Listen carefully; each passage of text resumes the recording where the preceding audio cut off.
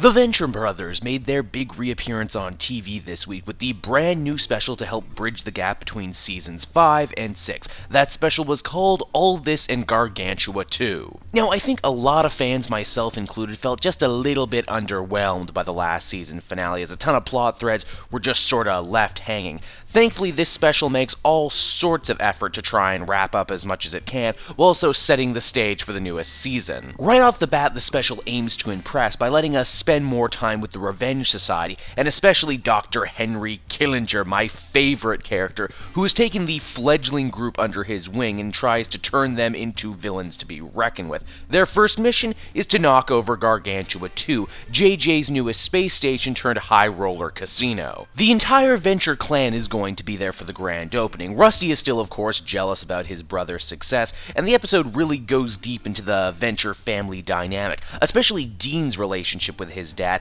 and how Rusty might actually be able to reach his son in ways that his own father never really could. Things get even more complicated as Brock and the OSI have their eyes on JJ because of his involvement with the evil and demonic investors, the last season big bads who didn't quite get dealt with on time. I freaking love these guys too. They dress like vampires and they have the powers of Lovecraftian horrors able to defy all physics. All roads eventually lead to Gargantua 2 space station because the Sovereign, aka David Bowie, aka we actually have no idea, wants to clean house and break off his own relationship with the investors, even if it means killing every member of the Council of 13 to do so, including Dr. Mrs. the Monarch, who must help watch and ward with their anti-sovereign resistance group. If this all sounds like a ton of plot and a ton of characters, well, that's because it really is, but it never feels too heavy or too labyrinthian, even though there are a ton of double crosses, backstabs, and plots within plots. Hell, I haven't even touched on the whole General Treister thing returning from space. What I'm trying to say is this is not a special for the casual Venture Brothers fans out there, but for all the die-hard ones like myself. I think the writers do a great job bringing together everything and moving the main saga forward in a meaningful way. Now, the most important question, the one that's on everyone's tongue, and the one that's been taking me forever to answer is the special funny or not?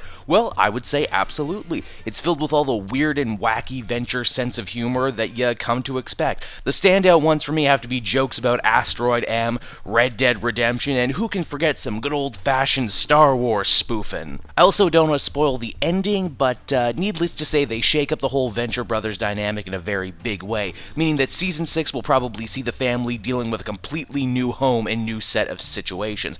All in all, pretty damn enjoyable special. One that actually makes me want to go back and rewatch the last season just for, even more context. I give this one a 9 out of 10. Definitely check this one out if you're a fan.